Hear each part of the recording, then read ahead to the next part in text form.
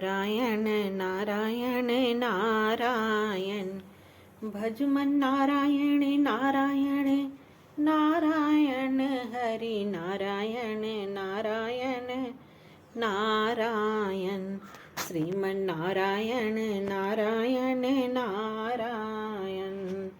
बोलो कृष्ण भगवान की जय, राधा रानी की जय, विष्णु भगवान की जय, लक्ष्मी माता की जय। अथ सफला एकादशी व्रत कथा। महाराज युधिष्ठिर ने पूछा कि हे जनार्दन, पौष कृष्ण एकादशी का क्या नाम है?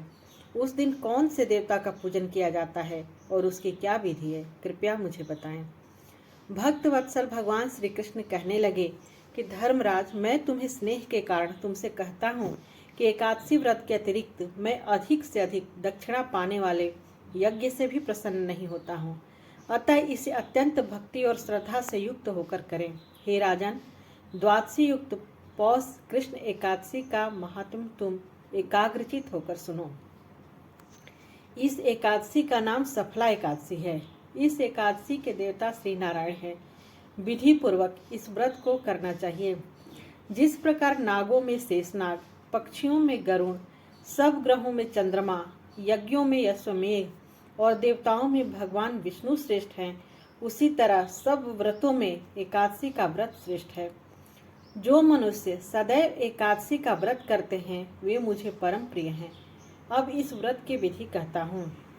मेरी पूजा के लिए ऋतु के अनुकूल फल, नारियल, नींबू, नैवेद्य आदि 16 वस्तुओं का संग्रह करें। इस सामग्री से मेरी पूजा करने के बाद रात्रि जागरण करें। इस एकादशी के व्रत के समान यज्ञ, तीर्थ, दान, तप तथा और कोई दूसरा व्रत नहीं है। 5000 वर्ष तप करने से जो फल मिलता है उससे भी अधिक सफला एकादशी का व्रत करने से मिलता है। हे राजन, अब आप इस एकादशी की कथा सुनिए। चंपावती नगरी में एक महिष्मान नाम का राजा राज्य करता था। उसके 4 पुत्र थे। उन सब में लुम्पक नाम वाला बड़ा राजपुत्र महापापी था। वह पापी सदा पर स्त्री और वेश्यागमन तथा दूसरे बुरे कामों में अपने पिता का धन नष्ट किया करता था। सदैव ही देवता, ब्राह्मण, वैष्णवों की निंदा किया करता था। जब राजा को अपने बड़े पुत्र के ऐसे कुकर्मों का पता चला तो उन्होंने उसे अपने राज्य से निकाल दिया। तब वह विचारने लगा कि कहाँ जाऊं, क्या करूं। अंत में उसने चोरी का निश्चय किया। दिन में वह वन में रहता और रात्रि को अपने पिता की नगरी में चोरी करता तथा प्रजा को तंग करने और उन्हें मारने का कुकर्म करता। कुछ समय पश्चात सारी नगरी भयभीत हो गई। वह वन में रहकर पशु आदि को मारकर खाने लगा। नागरिक और राज्य के कर्मचारी उसे पकड़ लेते, किंतु राजा के भय से छोड़ देते। वन के एक अति प्राचीन विशाल पीपल का वृक्ष था। लोग उसकी भगवान के समान पूजा करते थे। उसी वृक्ष के नीचे वह महापापी लुम्पक रहा करता था। इस वन को लोग देवताओं की क्रीड़ा स्थली मानते थे। कुछ समय पश्चात पौष कृष्ण पक्ष की 10वीं के दिन वह वस्त्रहीन होने के कारण शीत के चलते सारी रात्रि सो नहीं सका। उसके हाथ पैर अकड़ गए। सूर्योदय होते होते वह मूर्छित हो गया। दूसरे दिन एकादशी को मध्याह्न के समय सूर्य की गर्मी पाकर उसकी मूर्छा दूर हुई। गिरता पड़ता वह भोजन की तलाश में निकला। पशुओं को मारने में वह समर्थ नहीं था, अतः पेड़ों के नीचे गिरे हुए फल उठाकर वापस उसी पीपल वृक्ष के नीचे आ गया। उस समय तक भगवान सूर्य अस्त हो चुके थे। वृक्ष के नीचे फल रहकर कहने लगा, हे भगवान, अब आपके ही अर्पण है ये फल, आप ही तृप्त हो जाइए। उस रात्रि को दुख के कारण रात्रि को भी नींद नहीं आई। उसके इस उपवास और जागरण से भगवान अत्यंत प्रसन्न हुए और उसके सारे पाप नष्ट हो गए। दूसरे दिन प्रातः एक अति सुंदर घोड़ा अनेक सुंदर वस्तुओं से सजा हुआ उसके सामने आकर खड़ा हो गया। उसी समय आकाशवाणी हुई कि हे राजपुत्र, श्री नारायण की कृपा से तेरे पाप नष्ट हो गए। अब तू अपने पिता के पास जाकर राज्य प्राप्त कर। ऐसी वाणी सुनकर वह अत्यंत प्रसन्न हुआ और दिव्य वस्त्र धारण करके भगवान आपकी जय हो कहकर अपने पिता के पास गया।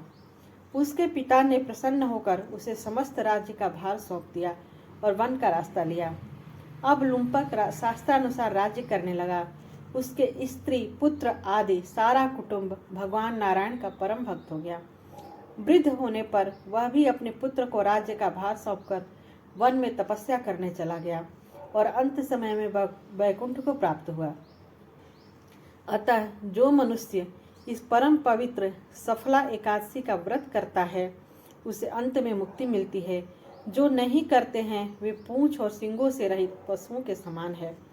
इस सफला एकादशी के महात्म को पढ़ने से अथवा श्रवण करने से मनुष्य को अश्वमेध यज्ञ का फल मिलता है।